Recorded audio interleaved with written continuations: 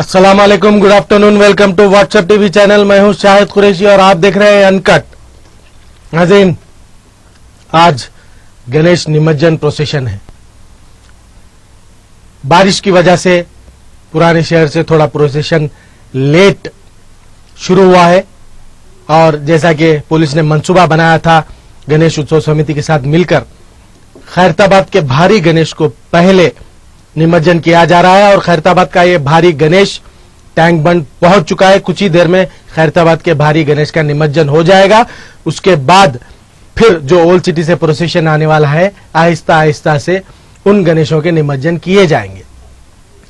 जैसा कि रियायत चली आ रही है हैदराबाद शहर की, बालापुर गणेश का पहले लड्डू का ऑक्शन होता है। इस साल सुबह 8:30 बजे से यह ऑक्शन शुरू हुआ है और आधे घंटे में ऑक्शन खत्म हो गया है।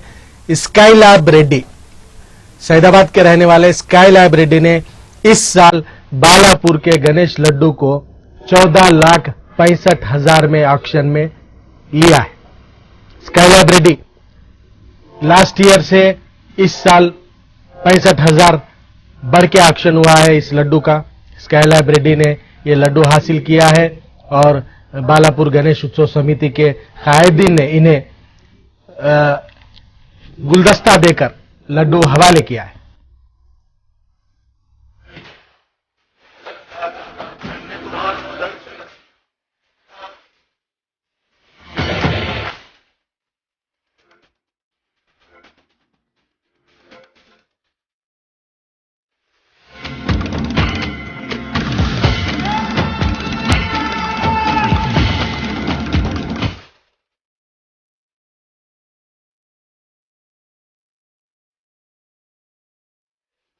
संपत्ति से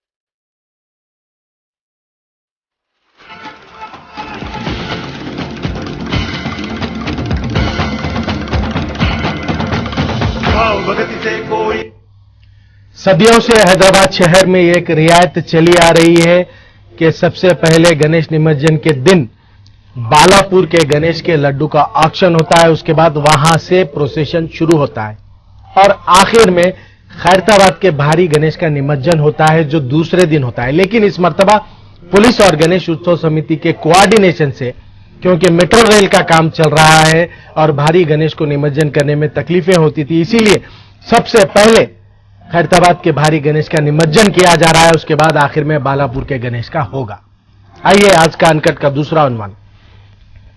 अक्सर फेस्टिवल्स में, चाहे वो रमजान हो, ईद उल अदा हो या गणेश निमज्जन हो, बोनाल हो, ऐसे मौकों पर पुलिस अवाम का ताउन लेती है। मुकामी अवाम एक पीस रैली, पीस कमेटी, मैत्री कमेटी इस नाम से पुलिस का ताउन करती है इन बंदोबस्त में। अच्छी बात है, अवाम पुलिस का ताउन करना चाहिए लॉ एंड ऑर्डर और पीस मेंटेन करने के लिए। ये फर्ज है अवाम का, क्योंकि अवाम भी पुलिस होती है विदाउट यूनिफॉर्म। लेकिन पुलिस वालों के चंद रूल्स एंड रेगुलेशन होते हैं, कानून के दायरे में होना होता है। जैसा कि आप जानते हैं, हाल ही में ईद उल अदा हुई, वहां पर गोलकोंडा इलाका है। गोलकोंडा इलाके में एक पीस फोर्स है। पीस फोर्स ने पुलिस का मुकम्मल ताउन किया, ट्रैफिक को आने जाने में, रेगुलेट करने में, कचरा उठाने में, पुलिस के साथ बंदोबस्त में पीस फोर्स ने अच्छा ताउन किया। अच्छी बात है, करना चाहिए। पुलिस और आवाम का साथ होगा तो ही अमन और शांति कायम रहेगी। लेकिन यहां पर हम ये इसलिए बताना चाह रहे हैं आपको, पीस फोर्स के काम की हम सताइश करते हैं, तारीफ करते हैं, लेकिन जो पुलिस के रूल्स होते हैं, रेगुलेशंस होते हैं, पुलिस भी एक कानून के दायरे में चलना होता है। पुलिस को जो मैन पैक दिया जाता है, मैन पैक जिसे वायरलेस सेट कहते हैं, और पुलिस के हाथ में लाठी होती है। इस मर्तबा आप देख सकते हैं तस्वीर में सिविलियंस पीस फोर्स के हाथ में लाठी और man pack wireless set, police वाले निहत्थे। ये थोड़ा सा कानून की खिलाफवर्जी है। कानून का साथ देना, लॉ एंड ऑर्डर कायम करना, पीस कायम करने के लिए आवाम अपनी जानिब से ताउन कर सकती है, पुलिस का करना भी चाहिए। लेकिन इस तरह से पुलिस के जो सीक्रेट्स और पुलिस प्रॉपर्टी होती है, मैन पैक और लाठी, सिविलियंस अगर लेके इसे यूज करने लगेंगे तो कानून कहां जाएगा। ये काफी बुरा असर पड़ता है आवाम पर। हम ये कहना चाहते हैं यहाँ पर, जी नाज़रीन, ये फैक्ट है। अगर इस तरह से पुलिस वाला बाजू ठहरा हुआ है, आप देख सकते हैं, और एक पीस फोर्स के आर्मी के जवान के हाथ में मैन पैक है, लाठी है, तो अब ये आवाम पर इसका किस तरह असर पड़ेगा। हम यहाँ पर पीस फोर्स या पीस आर्मी को गलत नहीं कह रहे। जो फोटोज रिलीज किए गए इनके जानिब से, हाथ में मैन पैक लिए हुए, लाठी लिए हुए, जो पुलिस का काम है, पुलिस करना चाहिए। और मैं उन कांस्टेबल्स, उन पुलिस वालों को भी थोड़ा सा आगाह करना चाहता हूं कि अगर इस तरह से आप लोग अपनी police property, man pack, wireless set, जो एक सीक्रेट प्रॉपर्टी होती है पुलिस की, उसके ऊपर कई ऑफिसर्स के इंस्ट्रक्शंस आते हैं और इंस्ट्रक्शन सिर्फ ऑन ड्यूटी पुलिस ऑफिसर ही सुन सकता है। इस तरह से अगर पीस आर्मी या किसी सिविलियन के हाथ में वायरलेस सेट या मैन पैक दे दिया गया, लाठी दे दिया गया, तो पुलिस के सीक्रेट्स क्या होंगे। ये थोड़ा सा कानून की खिलाफ वर्जी है। हम यहाँ पर होशियार करना चाहते हैं पीस आर्मी के जवानों को और पुलिस वालों को भी कि इस तरह की हरकत ना करें, वरना आवाम पे बुरा असर पड़ेगा।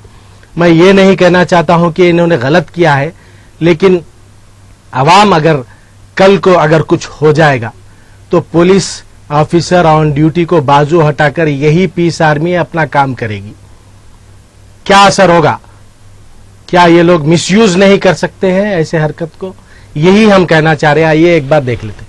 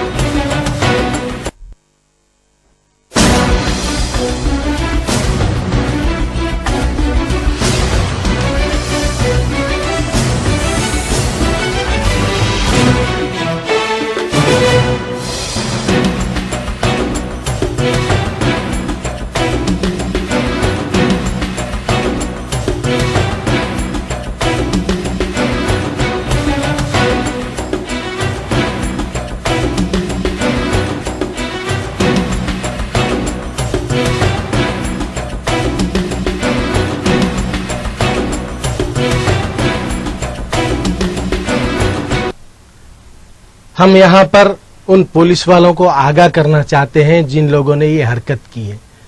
अपनी प्राइवेट पुलिस प्रॉपर्टी को, जो एक सीक्रेट होता है ऑफिसर्स का, वो सीक्रेट को दूसरों के हाथ में देना बहुत बड़ा जुर्म है।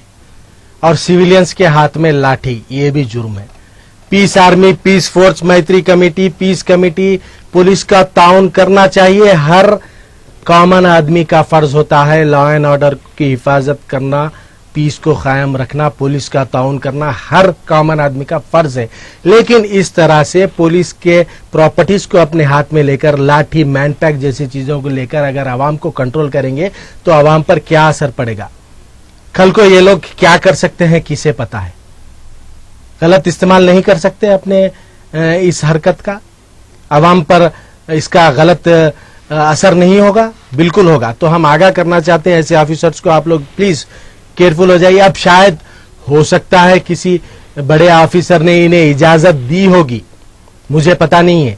मैन पैक यूज करने की, लाठी यूज करने की कोई ऑफिसर ने इजाजत दी होगी, हो सकता है, हमें पता नहीं है। लेकिन अगर इजाजत दी तो क्यों दी? अगर इजाजत नहीं दी तो फिर वो कांस्टेबल जिसके पास ये मैन पैक होना चाहिए, लाठी होना चाहिए, वो कांस्टेबल किस तरह से अपनी प्रॉपर्टी, पुलिस प्रॉपर्टी को दूसरों के हाथ में देगा? ये बहुत बड़ा सवाल है। Be careful. आइए आज का अनकट का जो तीसरा सब्जेक्ट है वो ये है कि सदर Majlis Hyderabad MP Asaduddin Owaisi MIM party UP में कदम रखते ही समाजवादी पार्टी में हलचल। नाजरीन, एक तहलका मच गया है समाजवादी पार्टी में। अखिलेश यादव को उनके पिता मुलायम सिंह यादव रिप्लेस करते हुए पार्टी के सदर की हैसियत से अपने छोटे भाई शिवपाल यादव को सदर बना दिया है। अब देखना है कि रिप्लेसमेंट समाजवादी पार्टी में जो हुआ है उससे एमआईएम को कुछ फायदा होगा या नहीं, ये तो आने वाला 2017 का इलेक्शन ही बताएगा। लेकिन हम ये समझते हैं कि फैमिली डिस्प्यूट से थर्ड पर्सन को फायदा हो सकता है। आइए इस पर एक छोटी सी स्टोरी देख लेते हैं।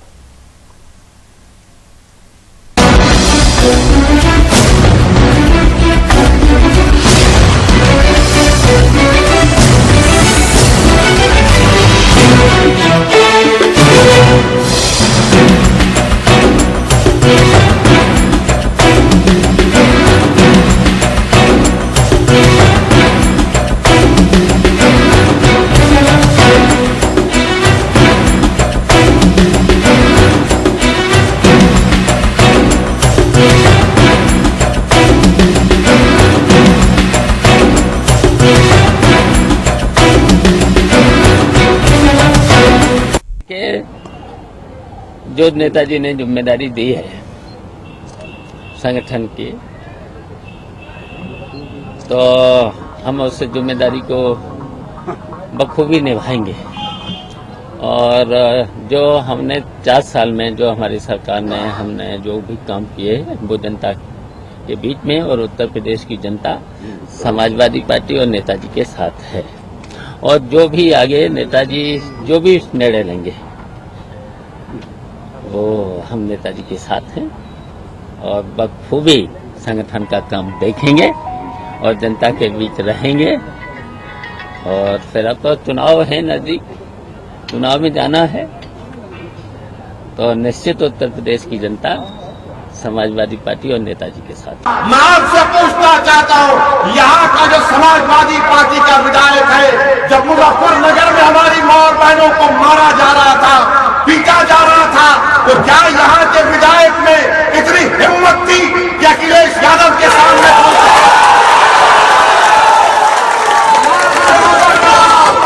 कि मजलिस का जब रुकन असेंबली कामयाब होगा, अगर हिंदुस्तान का प्राइम मिनिस्टर होगा या उत्तर प्रदेश का चीफ मिनिस्टर होगा, वो इंसान है, वो आसमान से नहीं गिरा है, वो भी हिंदुस्तानी है, मैं भी हिंदुस्तानी हूँ। हम उसकी आंखों में आंखें डालकर आपके लिए लड़ेंगे, आपके मुस्तकबिल के लिए लड़ेंगे। आइए अपनी पार्टी को मजबूत करो, अपने उम्मीदवारों को कामयाब करो। आज इस जलसे से जब आप उठकर जाएंगे तो इस बात का हक लेकर उठिए कि 2017 के असेंबली इंतखाबात में मैं इस इलाके से अपनी पार्टी के उम्मीदवार को कामयाब करूंगा। ये मत देखो मेरे भाई, ये मत देखिए कि उम्मीदवार कौन है। मैं आपके सामने ऐलान कर रहा हूं कि यहाँ पर जितने लोग हैं, जहां तक मेरी आवाज जा रही है, आप सब मेरे कैंडिडेट हैं, आप सब मेरी आवाज है, आप सब मेरी ताकत है। और आप समाजवादी पार्टी हर महाज पर नाकाम साबित हो चुकी है, हर महाज पर नाकाम साबित हो चुकी है। इनके पास अब कोई प्रोग्राम नहीं है, अब तो चाचा भतीजे में लड़ाई भी हो रही है।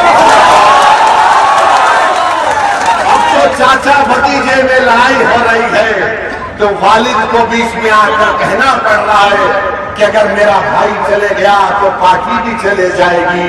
मैं कहना चाहूंगा बड़ी इज्जत के साथ मुलायम सिंह यादव साहब से कि ना चाचा बचा सकेंगे आपको, ना आपका बेटा है। अब आपके बात का भाग हो चुका है। मेरे भाई, मेरे नौजवान नौजवान साथियों, मैं अपनी बात को खत्म करने से पहले फिर से आपसे अपील कर रहा हूं कि अपनी पार्टी का साथ दीजिए। एक मुतबादिल आपके सामने है, एक ऑल्टरनेट आपके सामने है। कल तक तो ऑल्टरनेट नहीं था, आज आपके पास एक मुतबादिल है। अगर आप चाहते हैं कि इंसाफ हो, अगर आप चाहते हैं कि आपको हक मिले, अगर आप चाहते हैं कि आपके बच्चों को स्कूल मिले, अगर आप चाहते हैं कि सुल्तानपुर में कम से कम एक 12-15 घंटे बरखी लाइट है, तो आपको फैसला लेना पड़ेगा। और वो फैसला ये होगा कि ना समाजवादी, ना कांग्रेस, ना बीजेपी, ना बीएसपी, हम अगर किसी का दामन थामेंगे तो हमारा हरा परचम को उठाकर अपने उम्मीदवार के साथ आपके सामने रख रहा हूं। और इंशाअल्लाह ताला मैं आपसे वादा कर रहा हूं कि ये पहली मर्तबा आया हूं, आखिरी मर्तबा नहीं आने वाला। ये आने वाला हूं, आपके घर में आऊंगा, आपके साथ बैठकर अगर चाय नहीं पिलाएंगे तो कम से कम एक गिलास पानी पीकर जाऊंगा। में आऊंगा, मैं आपके गांव में आऊंगा और उन गांवों को जहां पर ग्राम पंचायत का मौक़िफ़ नहीं मिला है उनको भी सोचना पड़ेगा, आपको भी सोचना पड़ेगा कि कैसे बर्ताव किया जा रहा है। और अफसोस होता है कि खुद यहाँ का विधायक अपनी पार्टी के जिला परिषद के लोगों के ताल्लुक से इल्जाम लगाता है, वो खुद पे वो इल्जाम लगाता है अपनी पार्टी। आप बात सोच लीजिए कि भागीदारी की बात समाजवादी करती है, कितने जिला परिषद अध्यक्ष मुसलमान हैं, कितने ब्लॉक प्रमुख मुसलमान है, कहीं पर भी हमारा नाम और निशान नहीं है। जितना नुकसान समाजवादी ने हमारा किया शायद ही किसी ने किया होगा। आज आपसे कह रहा हूं कि अगर उत्तर प्रदेश की विधानसभा में मजलिस कराची असेंबली कामयाब होकर जाएंगे, हर पार्टी डरेगी कि देखो ये वो लोग आए हैं जो सिवाय अल्लाह के किसी से नहीं डरने वाले। यही काम उनको करना है, गरीब आवाम के लिए लड़ना है, दलितों के लिए लड़ना है, मुसलमानों के लिए लड़ना है, मजलूमों के लिए लड़ना है। आपने सबको आजमा लिया, एक मर्तबा मजलिस के अपने अपने वोट का इस्तेमाल करके देखो मेरे भाई। मैं बहुत दूर से आया हूं, मैं बहुत दूर से आया हूं, मैं कोई इज्जत नहीं चाहता, मैं कोई दौलत नहीं चाहता, मैं तुम्हारे सामने गिरेबान फैलाकर सिर्फ तुम्हारे इत्तेहाद की भीख तुमसे मांग रहा हूं।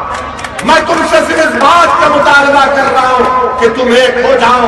ये देखो, याद रखो, ये हमारे सरों पर जो फिरका परस्ती के बादल मंडा रहे, अगर इन बादलों से मुकाबला करना है, इन तूफानों का रुख तोड़ना है, तो तूफानों का रुख मुलायम सिंह, अखिलेश या फिर बीएसपी नहीं मोड़ सकती।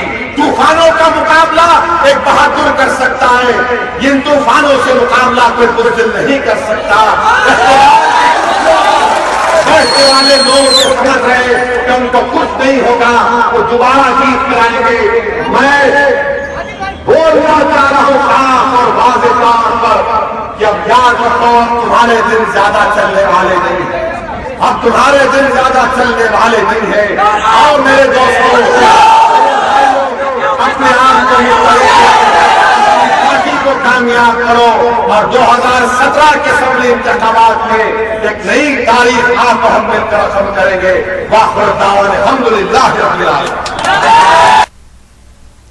सदर मजलिस एमपी हैदराबाद असदुद्दीन अवैसी ने कुछ दिन कबल ही सुल्तानपुर में हुई एक जलसे आम में ये बात का इंकशाफ कर दिया था कि चीचा भतीजे में लड़ाई, खानदानी लड़ाई, और उसी तरह ये सही साबित हो गया है। कल मुलायम सिंह यादव ने अपने बेटे चीफ मिनिस्टर अखिलेश यादव को पार्टी की सदारत से हटाते हुए अपने छोटे भाई शिवपाल यादव को पार्टी का सदर बना दिया है। अब शिवपाल यादव का कैडर, अखिलेश यादव का कैडर, दोनों में झगड़े, इसका रिजल्ट जरूर 2017 के इलेक्शन में होगा और समझता हूं मैं कि हमको इससे फायदा जरूर होगा।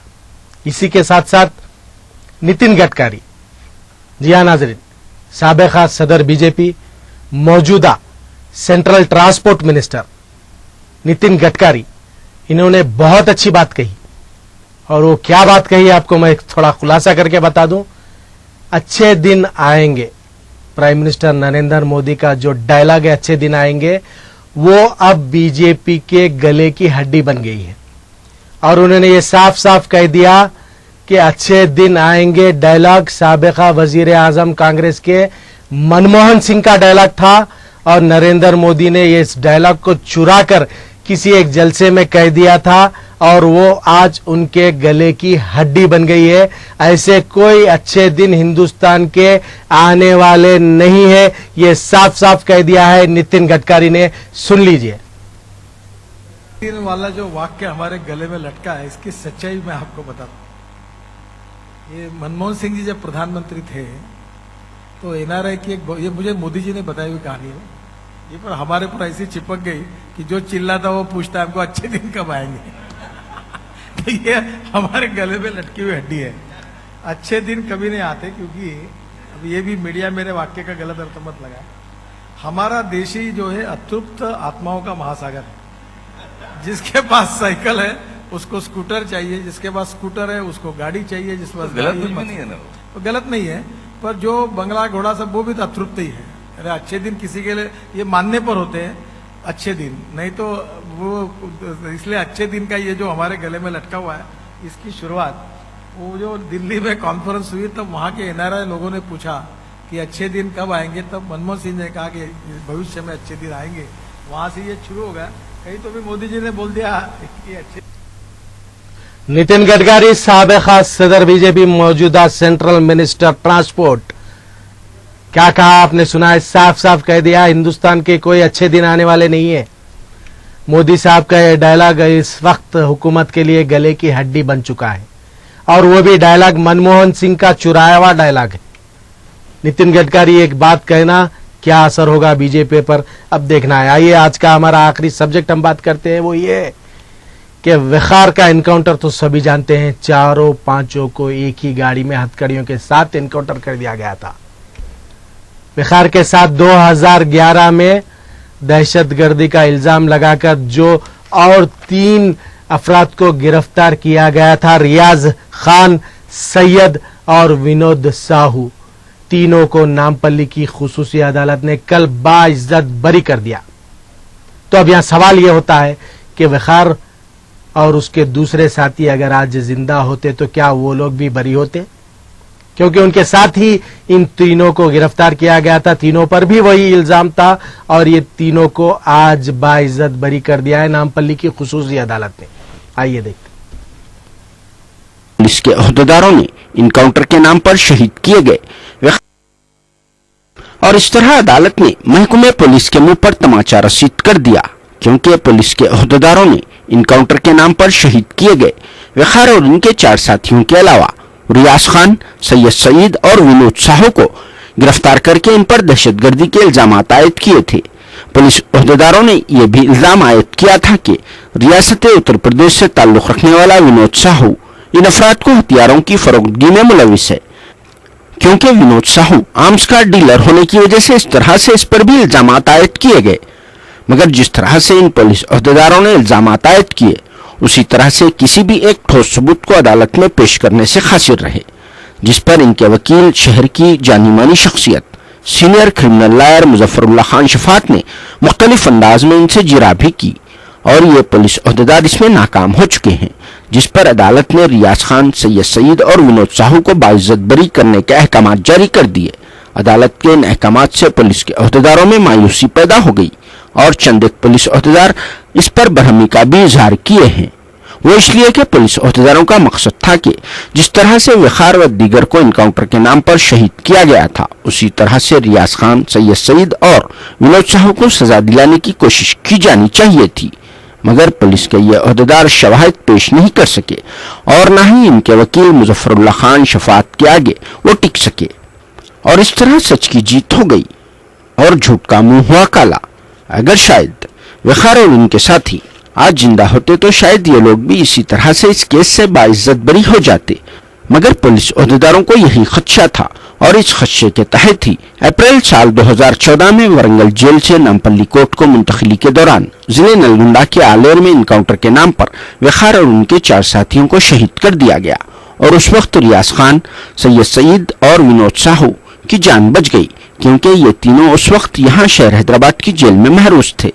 यहाँ इस बात का तस्करा जरूरी है कि साल 2011 में पुलिस के अहदेदारों ने वखार और उनके साथियों को दहशतगर्दाना सरगर्मियों के अलावा पुलिस मुलाजमीन की हलाकत के सिलसिले में गिरफ्तार किया था, मगर इसके बावजूद अदालत में हक़ाइक़ पर मबनी शवाहिद पेश करने से पुलिस के ये अहदेदार खासिर रहे।